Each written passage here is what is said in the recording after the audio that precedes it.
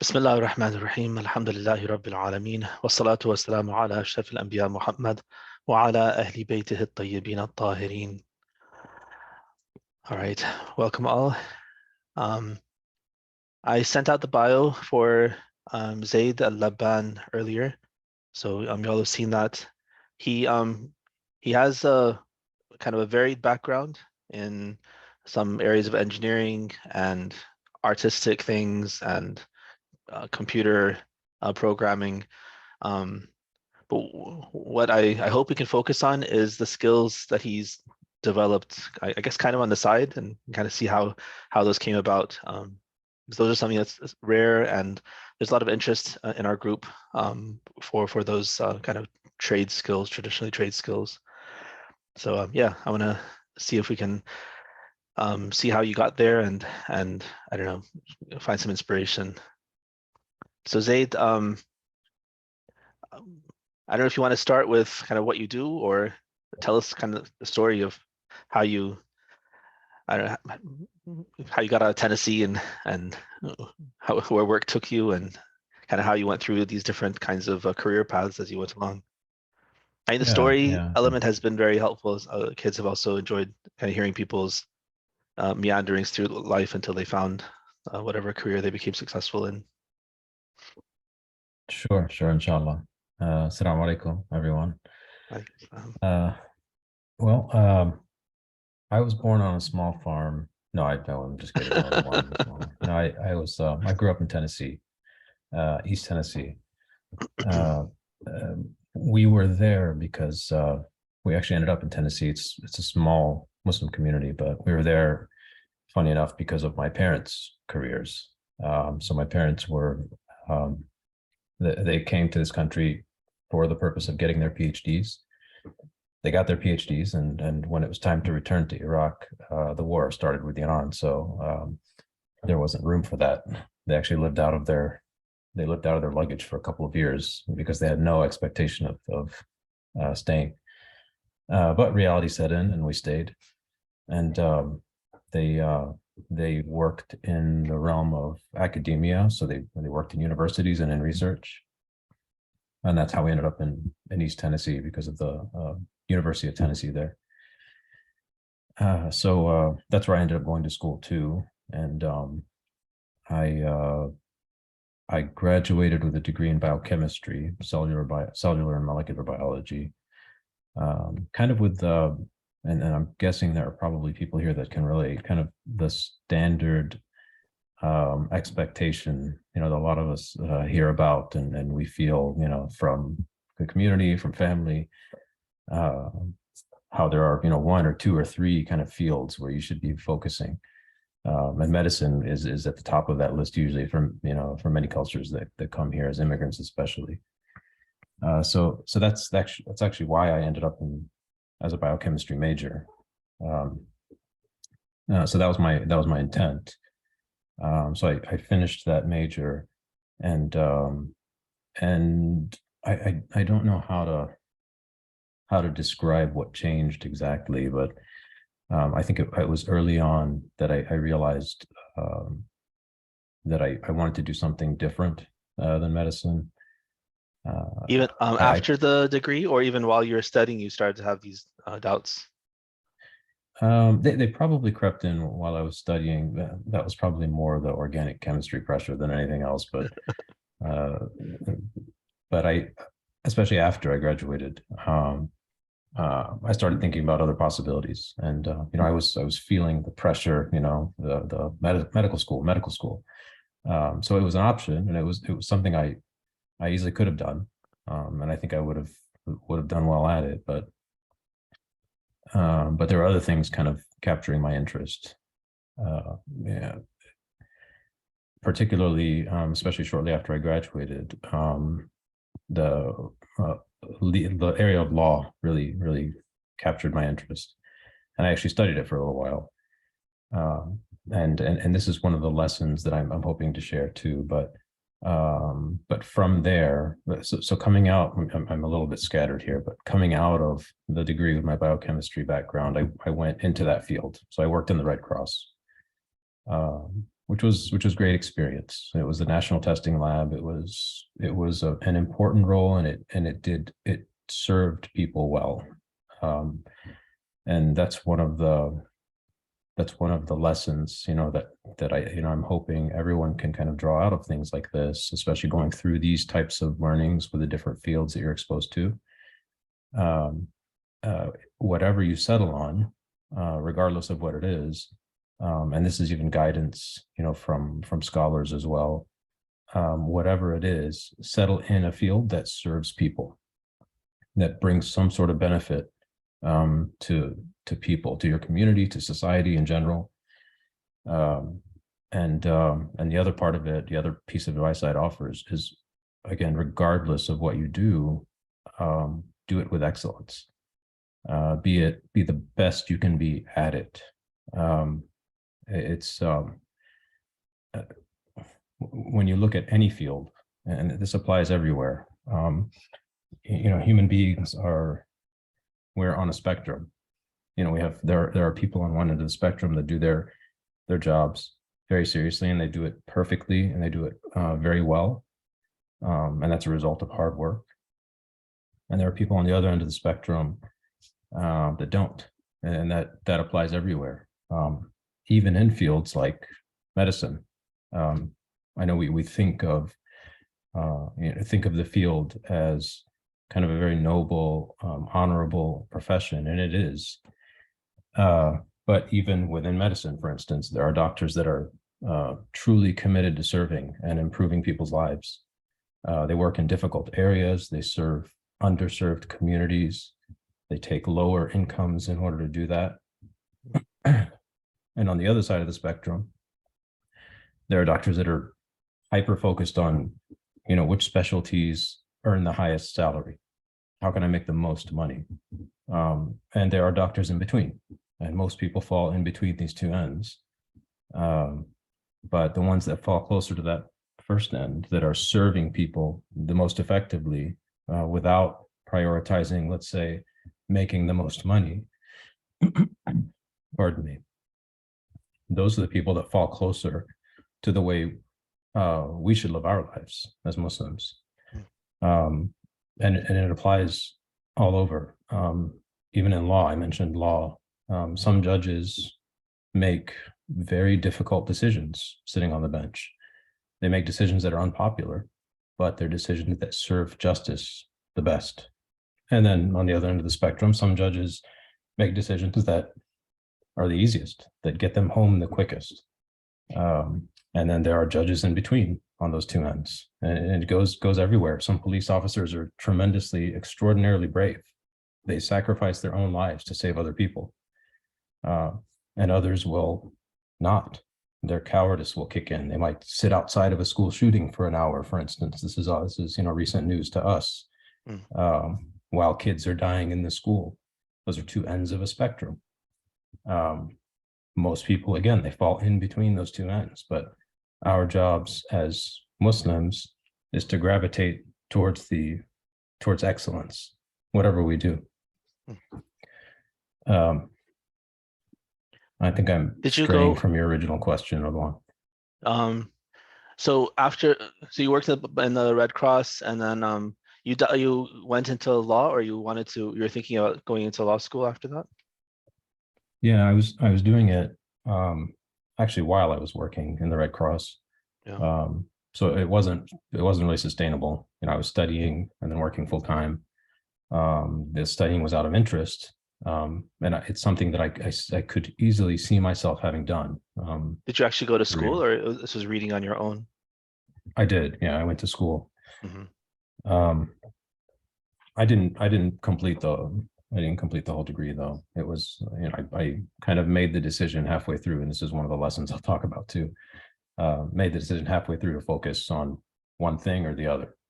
I was dividing my attention and my energy, and it wasn't letting me be excellent in either place. Another, to repeat that lesson, I mean, it was a good learning for me, and thankfully it happened early on in my career, so that I could apply it later on as I grew. And then how did you get into engineering?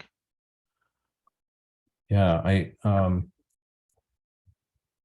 again, it's an interesting twist.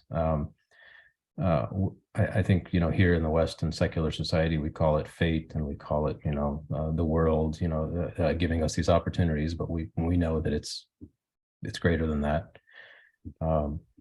Alhamdulillah, I had opportunities to pursue different career paths whenever circumstances really changed in my life. When I got married, when I had my first child, when I bought my first house, when we had more children, bought our second house.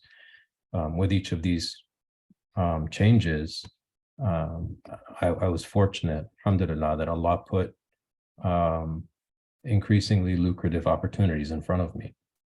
These are opportunities that I could pursue.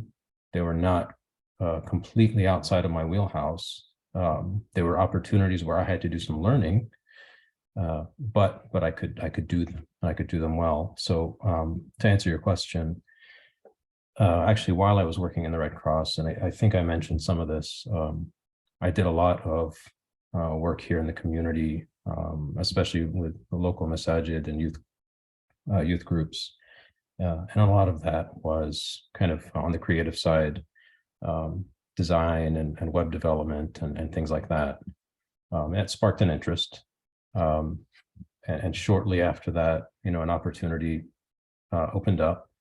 The world treated me well. No, alhamdulillah, Allah put an excellent opportunity in front of me, and I pursued it. I worked with the city of Detroit for a few years, and I performed well. I did well, and after that opportunity, another one came up in a related field, but something not exactly the same as I was doing, which is what I was after. I enjoyed continually kind of expanding my area of expertise and being exposed to more and more different things. So eventually, to kind of make it a long story short, now I work for the local energy company. So it's an enormous company. We supply electricity and natural gas to Michigan, to most of Michigan. And I work in technology, the field of technology. I through all of the other experience I had, I kind of built an affinity to growing my communication skills, being very clear and crisp in communications, and in technology specifically, it's an endemic problem. Technologists can be technically brilliant people, but poor communicators. And that was a huge void that I was able to kind of slide into and help fill.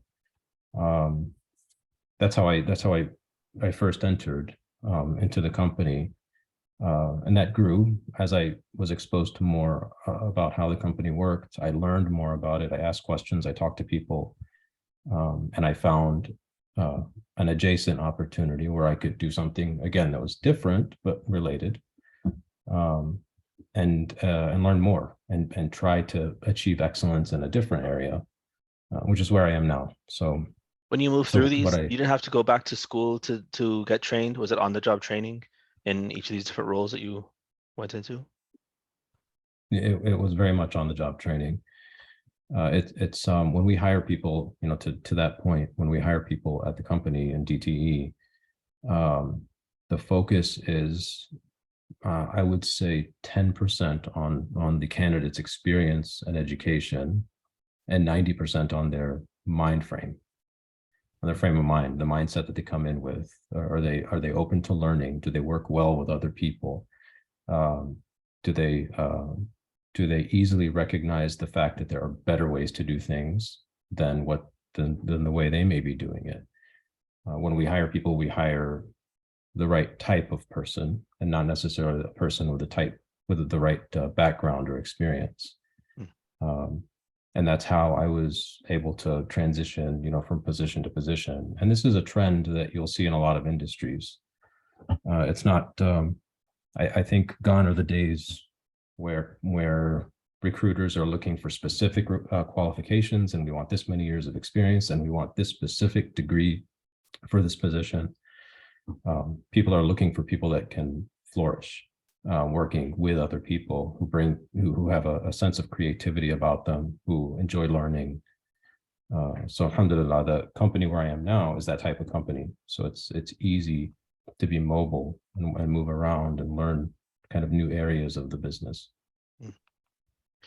Now, what about the other skills? So just to give you all some background, so Zayd and I go back quite a bit. When we lived in Dearborn, they were our neighbors, and so we spent some years as like actually literally like 10 houses away neighbors, and then since then we've we've had a ongoing friendship and we visit each other. So one of the things that I'm also always fascinated with Zayd is that he's a jack of all trades and actually the trades area as well. Not only these professional areas he's talked about so far, but their house in Dearborn, he kind of gutted it, and over the course of years he renovated the whole thing, and then they moved out to another place and a little bit away from Dearborn, and now he's doing the same thing. And it's just he's able to kind of get into anything that needs to be done, learn it, and then execute it and at the best level, like even better than a professional would do, because it's his own project and he's going to live in it. It's not just a job that he's doing for somebody else. So how did all that come about? How was it something that you dabbled in as a kid, or it just as the need arose once you had a house, you figured out that you had to do things? Yeah, but probably mostly the latter. But I was fortunate also to have a very resourceful mother, who was very self-sufficient. We didn't grow up with a lot of money, so when I needed a winter coat, she went to the store and inspected the coats that were for sale, and stood there for 30 minutes, measurements and seeing how things were stitched together and all that, and then went home and made me one. And she did the same with my brother and sister too. So it was very easy for me to adopt that mindset, that if you need something, then just fulfill the need on your own if you can. And that grew. We also had thankfully a close family friend. So my father is not that type. He's not the kind of handy type. So we had a close family friend. Whenever we had a need in the house, he would travel a couple of hours to where we lived and work alongside us, or really we were working alongside him, and take us through this project. And I was always right there, next to him, kind of learning as we went. And I'm sure that played a significant role too. But I think you said it the best. I mean, as you're faced with a need, you figure it out. We live in a society where nearly every service you can imagine is outsourced. We don't, it's the norm now for people not to cook their own food, not to drive their own cars, not to raise their own kids. We've outsourced nearly everything. And it's tremendously empowering to know that when I have a need, when my family or friends have a need, I can fulfill it. Or I can use my ingenuity enough to figure out a way to fulfill it. It's not necessarily that I've done things before in the past to do them, but again, it goes back to the mindset, being curious and always learning, and recognizing that everything around us was designed and built by humans. And these are humans that are on that spectrum that I described earlier. And just because the things are the way they are, it doesn't mean that's the best way they can be. So always being curious and creative and questioning the way things are done will always lead you to find better ways to do these things. And that's always kind of a big driver for me. So when you do things yourself, it's not always efficient. It takes longer. I would imagine sometimes it's more expensive, or I don't know, maybe sometimes it's cheaper, sometimes more expensive, depending on what it is. Did those factors play a role in your decision to kind of do things yourself, or it's just the sheer pleasure of learning it, being able to do it, and kind of having it under your belt that I was able to build this or make that? Yeah, it's actually funny enough, it's both. When I first started doing these things early in my marriage, when I was broke, I had to do them myself because I didn't have the money to hire anything out. Um, but even as I came out of that situation and I had the money to hire people to hire things out, I realized pretty early on, because I paid attention to the way things are built and the way people do things. I realized early on that the way I like to do things is very different than the way most people do things. Where most people try to hit, a mediocre mark in the middle of the bell curve, and I always tended towards doing things in a much better way. So I started out not having the money to hire anyone. Now I don't have the stomach to hire someone who will come in and do things in a subpar way. So again, it's that spectrum again. Most, if I want to hire someone to tile my kitchen, 9 out of 10 of those people are going to do it in a way that won't meet my standards. So that's one of the factors that keeps pushing me out, to learn all these different skills and trades. How does someone get into these things? So Musa, I don't know if you have questions yourself, but I think Musa is one who's expressed interest over the weeks we've been doing this in trades, and is it through kind of piddling around yourself with things and trying to make things, or apprenticeships, or do you know about opportunities to work alongside tradespeople, or is it school? What are the ways that you can develop these skills? Especially, I Yeah, guess those are maybe that's in two ways. Like one time it's a career path, and one time it's kind of a hobby. It almost seems like a little bit maybe understating it, because I've realized this with my farming activities as well. While it started out as a hobby and it's kind of a side thing that I do, but at one point it hit me that actually this is part of my livelihood, because I'm growing my own meat, I'm growing my own food, and so instead of spending those hours working, earning money, and then going to the store and buying things that other people have produced, I'm spending that time producing the food itself, and now I'm able to, actually provide like, it's part of my livelihood. It's not just a hobby, like a kind of a a random interest in collecting coins or collecting stamps. I have a couple of animals. It's not something so trivial as that.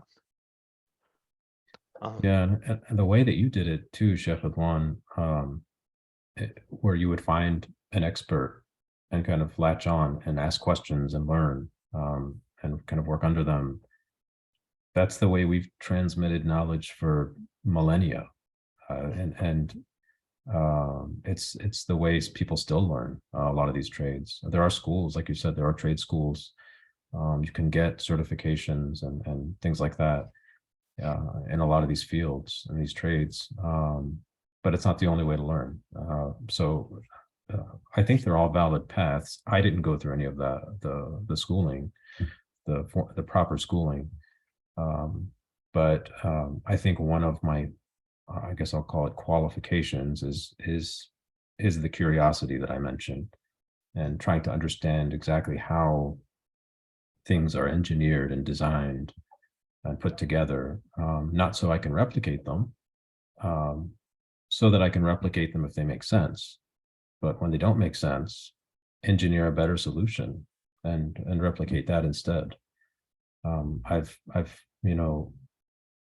have right now I'm talking to a large tool company about licensing a design for something I came up with, because what they had was a terrible design. It didn't work. It performed very poorly, and I put some time and some money into creating a prototype to share with them, and they were very interested. That Again, could it's the lead to a spectrum, patent. and that could lead to a patent. Exactly. Yeah. Wow. Yeah. So maybe what we're talking about is too vague, because they haven't walked through your house and seen what you've done. So what are some of the things that you've done maybe that you're most proud of, or that gave you the most pleasure in making them? Oh man. Mariam, might need your help here. Um, For well, those let's of you see. who don't know, Mariam is his daughter, his oldest daughter. Yes, yeah. So actually, the bed that Mariam sleeps on, I made. That was actually one of my earlier projects. So that was tremendously satisfying. I think she was 3 or something, or 4 at the time. Um, so things like that. Again, and it came from my wife and I going shopping to buy her a bed. So she was going from a crib to a bed. Sorry, Bob, I don't mean to embarrass you, but she was going from a crib to a bed. And my wife was perfectly fine buying one of the beds that were at the store. I wasn't, because I looked closely and I said, man, this thing is just junk. It's either particle board, or the joinery is terrible, just cheap. And it felt wasteful for me to put any money down to buy something like that. Now, granted, I paid more money for the materials to make Medium her bed, um, but to your point, Chef Adwan, the satisfaction of making it myself, making it for someone I love, for my daughter, and the fact that it looks the same today, as it did 10, 12 years ago when I made it.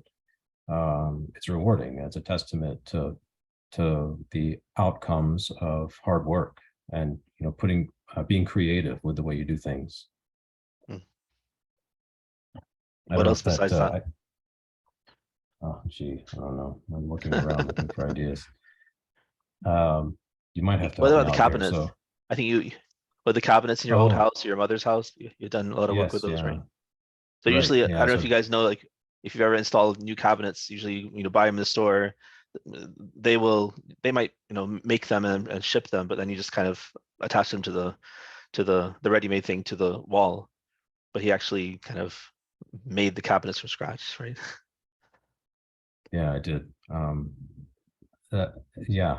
So that's another good example. Yeah. So I basically went to a sawmill, and bought lumber, and I bought the tools I needed, and learned the process. A lot of mistakes. I created plenty of firewood through the process, uh, but um, but I learned it, and yeah, alhamdulillah, I made my own mother, her kitchen from scratch, which is a a tremendous feeling.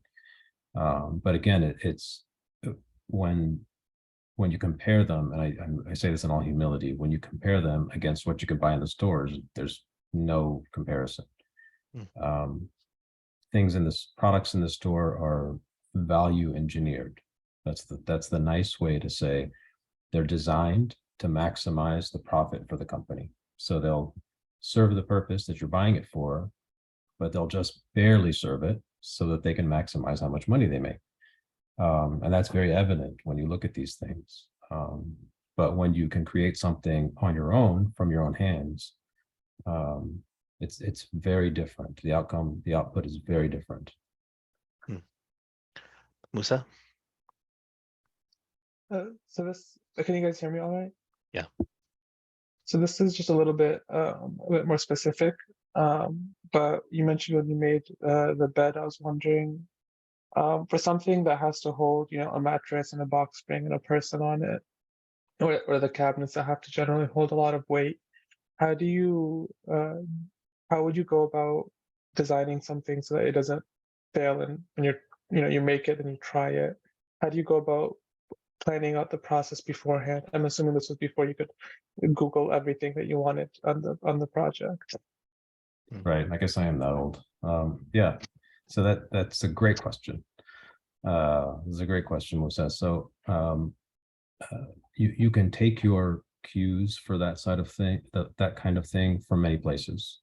So those cheap beds I was describing in the stores will do the job. They'll keep Medium off the ground. They'll hold her mattress, but they'll barely do it. So that gives me an idea of the absolute basic structure I need for this thing to work. Now, there are many ways to enhance that design to make it stronger. You can, and granted, when you're designing one bed, you don't have to worry about things like cost so much. You're doing it one time. You want to do it the best way that you can. So I can make, what is typically a 3/4 inch piece of wood an inch or an inch and a quarter thick to ensure that it's strong enough. I can use high quality materials instead of the lower quality stuff.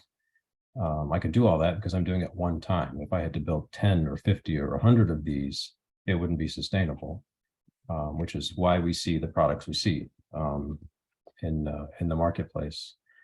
And when we see products that indeed are high quality, there's a high price tag that comes with it. And there's a reason for that. And I'm not talking about, I don't know, all the brands now, Gucci and all. I'm not talking about whatever all those fancy brands are for purses and all that stuff. That's a different kind of expensive. I'm talking about well-engineered, well-built type of expensive. So you can take your cues from that. But also, Musa, don't underestimate your own intuition in these things, your own design perspective in these things. Again, that piece of junk in the store was designed by a human. And the well-designed, excellently assembled furniture that an Amish company might build is also designed by a human. They're on two different ends of the spectrum, but it's up to you to decide where you want to fall on the spectrum. So don't underestimate that too. If you have a good spatial sense about you, if you have a good sense of the physics of how things work, you don't have to be a physicist. Just learn the basics of how a load transfers, for instance. Understanding some of these really basic physical elements will go a long way in the way you design these things. So I don't mean to get too technical, but I hope that helps. Yeah, Musa, go ahead. I actually had a follow-up question about that. When you began, when you were renovating your house or you were making the cabinets or the bed, what were some starting tools that you had? Because you don't want to, start off with like a planer and all these expensive ones. But like, where do you start? Do you buy them on a need-to-use basis, or? Yeah, that's also an excellent question. Yes, so I would buy them as I needed them. But more importantly, I would learn their purpose and how to use them before I bought them. A great way to do that, and these have been popping up in a lot of places. A lot of larger cities now have maker spaces where you can go and pay a monthly membership and have, even if it's only for a month or 2 or 3, just to learn and have access to all sorts of woodworking and metalworking equipment and all kinds of things. And that comes with classes on how to use these tools and everything. So what's more important than the tools themselves is understanding their purpose, so you know which tools you need. And there's, as you can imagine, there's a spectrum. I can buy super high-end tools. I can buy cheap tools. But once you understand the basic tools you need, it's easy to figure out the rest. Knowing that you want to get something that's decent, that's not too expensive. It takes a little bit of effort, but you can always find those things. But to answer your question, I kind of built my collection as I went. So now I have, I don't know, 10,000 pounds of tools sitting in my garage, basically enormous machines, planers and jointers and table saws, things like that. But over time, I assemble them. And then you also, I think, were very thrifty in how you acquired them. You didn't just go to a store and buy them new. You would you try to find them used and sometimes better quality, actually, because sometimes older things were built better than newer things. Yes, yeah, very true. So my larger machines, Musa, I bought for pennies on the dollar because people associate shiny and new with better. But I was buying machines that were decades old and truthfully better than the brand new stuff that you can buy now. But you have to have that understanding. And I had it because I could see how it was built, and I could see how heavy the castings were, and I could see that they were using very good bearings in the machine. The design of the machine was sensible. So Sheikh Alwan is right. So I would kind of occasionally upgrade from this table saw to a larger one to a larger one, and I have a monster now. But being smart in the way you approach it is important. It's easy, and I've seen this plenty of times, and I've capitalized on this a couple of times. But it's easy for folks to go out and drop $10, $15, $20,000 on all these woodworking machines and putting a beautiful shop together, and not having an understanding on how to use any of it, and indeed not using any of it, and then having to liquidate it all in some estate sale. That's the other end of the spectrum, where you don't understand the purpose of the machines, you don't have a good sense of building and design, you just went straight into buying, and that doesn't work out well. So understanding how to build and the purpose of the different machines and all of that is important up front, so that you can kind of make the smart buying decisions later. Zayd, what stops you from making a career of these trades? Is it the money, or is there something else that stops you? No, actually, I could have easily followed that path, and I think I would have excelled, and I would have felt fulfilled. But I suppose it goes back to what I mentioned earlier. There is hard work, there's excellence, but there's also tawakkul, and understanding that Allah puts opportunities, in front of you at the right time for the right reasons. And when I mentioned, that with each phase of my life, a new opportunity would show up that would be better than what I'm doing. It almost felt irresponsible to not pursue those. It was, alhamdulillah, and I'm tremendously fortunate. It was very low effort, and these opportunities would come up, or I wouldn't even be trying to do anything different, but something would come up that was much better and a very clear, good fit for me. So that's what kind of kept me on this technology path. I enjoy it. I enjoy what I'm doing. I enjoy it in so much as it's a very good and health and halal living, for my family. But no, to answer your question, I could have easily gone that path, and I think it would have worked out fine. And Allahu A'lam, I could still end up going that path, for all I know. Yeah, Musa? This is actually a follow-up question about Sheikh Rizwan mentioning your tools. When you bought them used, you probably had to do some repairs or straighten things out. For those, did you know that beforehand and then go into that knowing how to fix what you would assume is wrong with like a 40, 50-year-old machine? Or did you buy them, realize that, for example, it's not straight, or the blades are crooked, or screws are stripped or something, and you would have to go in and repair those after the fact? Yeah, that's a good question. You have very specific questions, Musa. I like that. I'm very interested.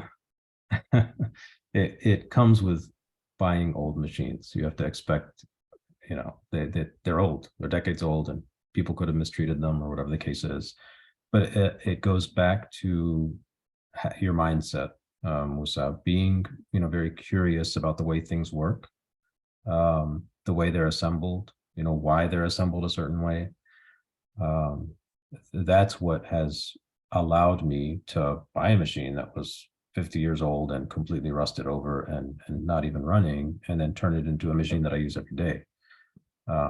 Because I just kind of thoughtfully walked through the disassembly and understood how everything went together and why, and then put it back together better than I found it. It truly is not, it seems intimidating, but it's not beyond what you and I can do. Remember, humans designed these things, humans built them.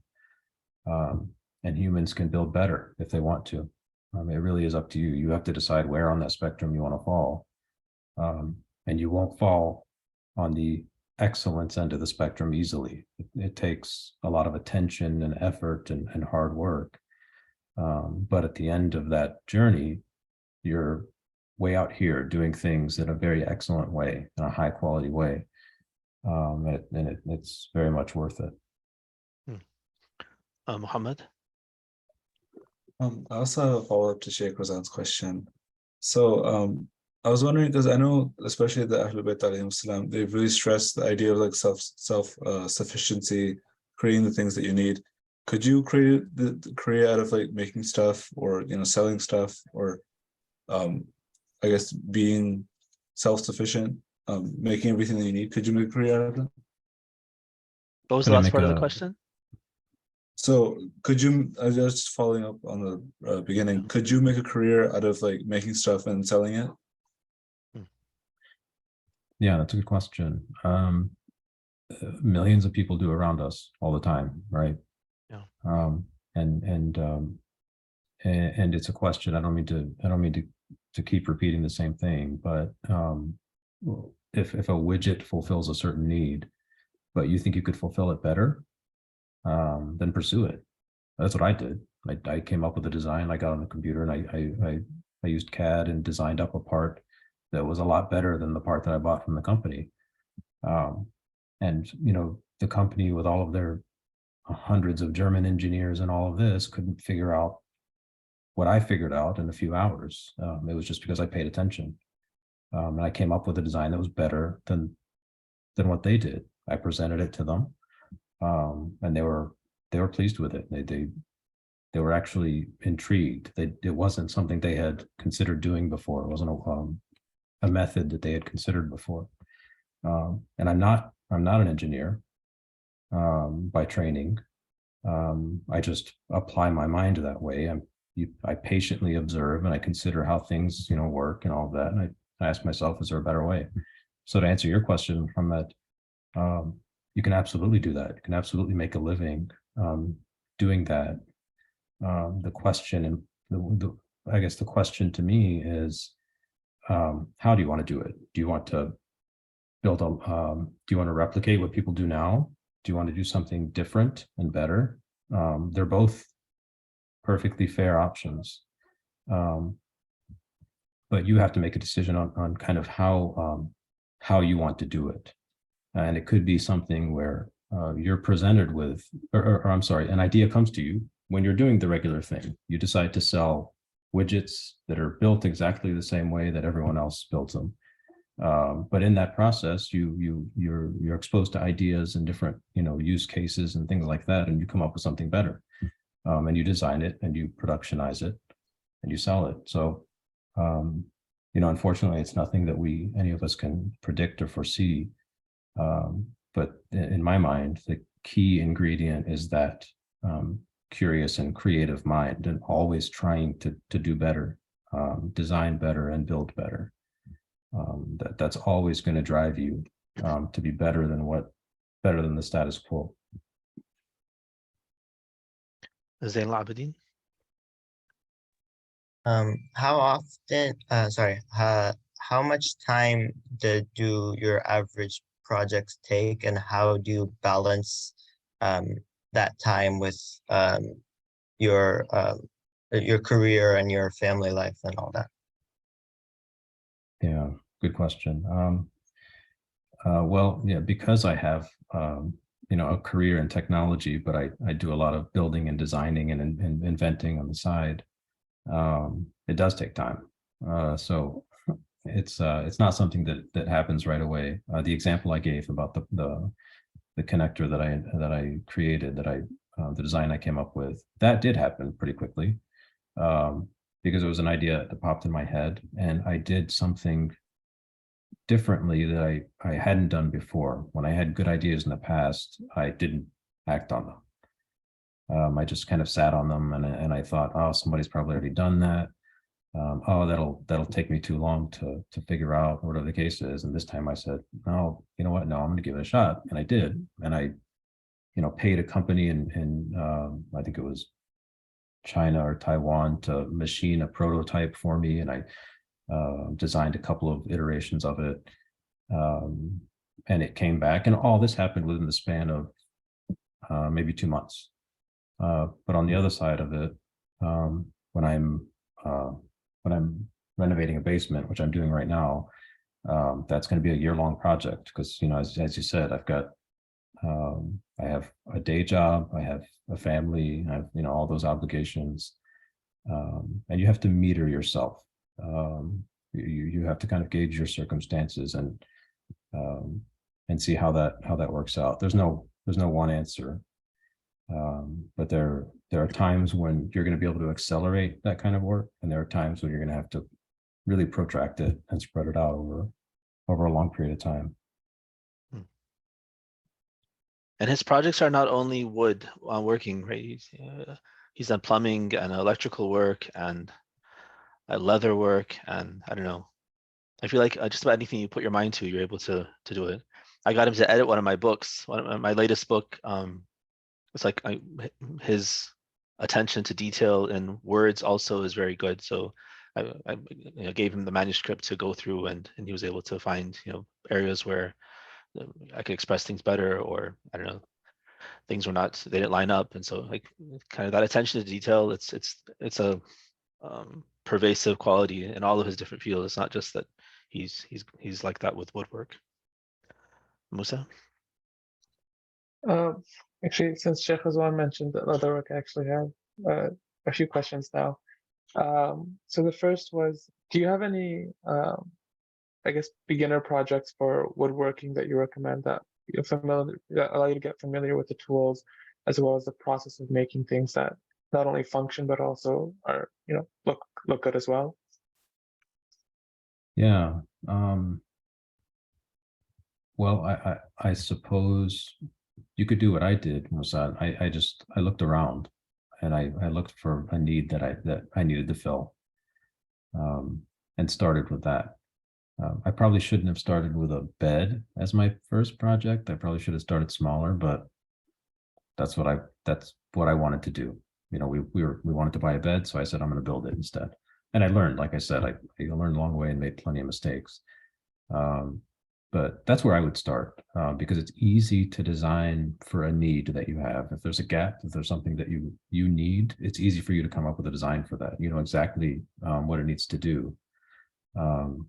And at the end of it all, you've not only learned skills, but you end up with something that's useful and built well enough you can actually pass down. But yeah, no, I'll leave it at that. Yeah. One of the ideas I've developed for career is that our community really puts a lot of pressure on having a career that earns a lot of money. And so like, typical careers are there that are very safe and kind of well trodden. These trades though, I guess one of the challenges with careers is that many careers deal with haram. Right, and you have to. We try to get some of those pitfalls from our different guest speakers to see what kinds of things they faced. But it's very common that in most careers, even in medicine, you're gonna be faced with ethical questions. Pulling the plug on somebody, performing an abortion, looking at someone from the opposite gender, or touching them. And like there's so many different things, dealing with LGBT coworkers. Like there's so many different things that you'll have to deal with in most careers. The trades are one of those places where I think it's minimized. Right there, you can be a plumber, you can be a carpenter, and all these kinds of things, and it's good hard work, and there's nothing haram about it, and it's a real skill. And something that you can do. You don't have to go to school for it. It's a parallel track you can pursue.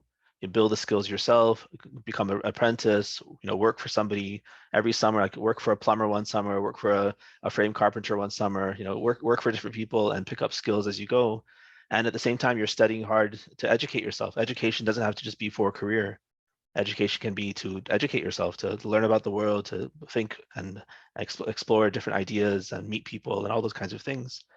And it can be a separate bucket where you educate yourself, and a separate bucket where you develop these real skills. And there's a real need. People are always, you've probably heard your parents are always complaining that we can't find someone to do good work, right? Where do you find a handyman? Where do you find a plumber? Where do you find these different kinds of skilled people? There's a huge need for somebody who can do all these things. Another thing, I've been exposed to this. Sorry. No, that's okay. Go ahead, Sheikh I Ridwan. have one other idea. I've been reading this a book by Wendell Berry. I told Zayd about it a couple of days ago. He's still alive. He's quite elderly, but he has some really incredible books. So one of the things he talks about is that in the olden days, people used to take a lot of pride in their work, and so like housework was actually a point of pride for both men and women. Um, there was respect in it. There was, you felt satisfaction in building things and fixing things and cleaning things and growing things, and you could produce so much of what you needed yourself through your own ingenuity, and then there was great satisfaction in that. But as like economies progress, as things have gotten out of hand, now we silo ourselves into a career, and that career is more and more separated from. It's like more and more specialized. So all I can do is this one little sliver of something, and I'm just one cog in this huge company that I can't even do everything that the company does. All I can do is one little thing, and so then if that company doesn't exist, then I'm useless, right? Because I only have a very specific skill. And if I need to like fix something, I can't do it. I need to hire a specialist to do it. If I need someone to cook food, I can't cook, so I need to hire someone to cook it, or buy ready-made food. I don't have time to take care of my kids because I'm too busy working, so I need to hire someone to take care of my kids, get a nanny or daycare, these kinds of things. And so then now housework becomes very trivial and menial, and women feel like if they're just at home and just taking care of the home, then there's no respect in that, right? Whereas in the olden days, taking care of the home, building your home, creating the space to live in and all the people in it and the relationships, all that was really the center of your life, and that was fulfilling. So anyway, I think getting back to like the hands-on real skills of life and actually doing things, whether it's for money or just to satisfy the needs of your life, it brings so much satisfaction, and you're actually making something instead of just being a consumer in so many different areas. Yeah, and you made a good point too, Sheikh Ridwan, that these are not it's not two mutually exclusive paths. You can pursue a conventional career, but you can also learn and teach yourself all these skills. And what this does for you is it allows you to become extremely resilient if circumstances change in your life. If God forbid, you get laid off from your job or something catastrophic happens, you have this arsenal of skills that you can fall back on. So let alone the fact that you can be self-sufficient and do things for yourself and teach other people how to do these things, but it enables you to kind of get back up on your feet too if the circumstances change for you.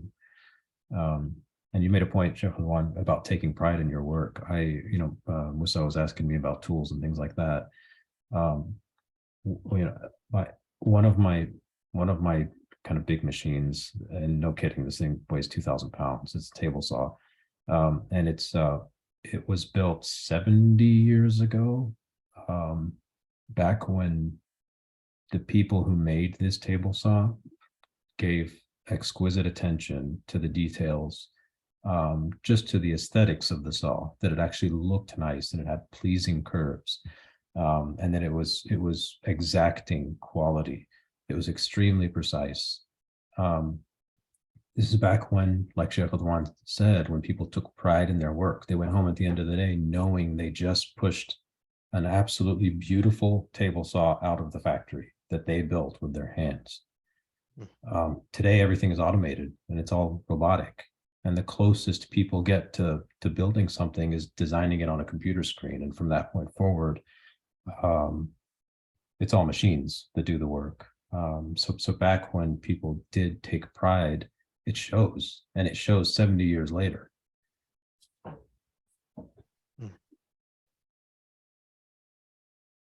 Any other questions?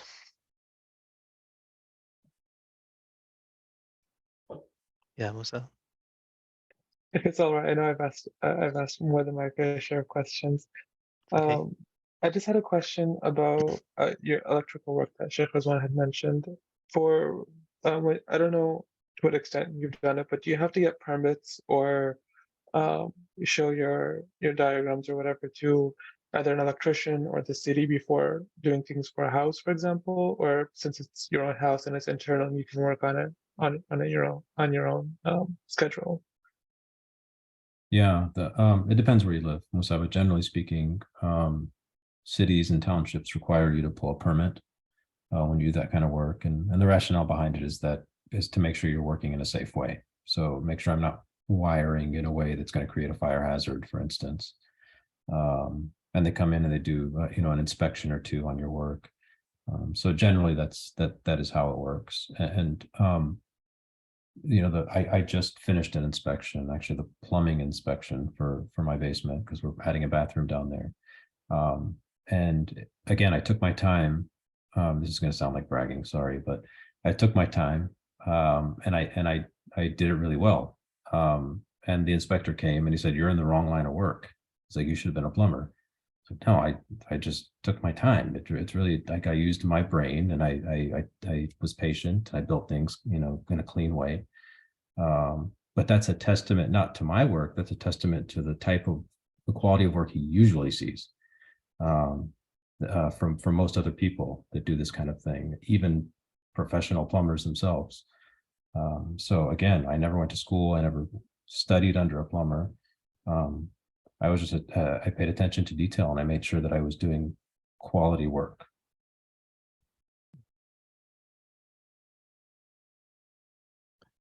Very good. Yeah. Thank you so much, Zayd.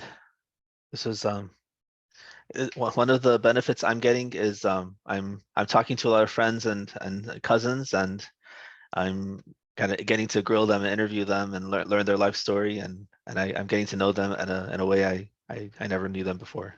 That's an added benefit to me. I'm doing that. Yeah.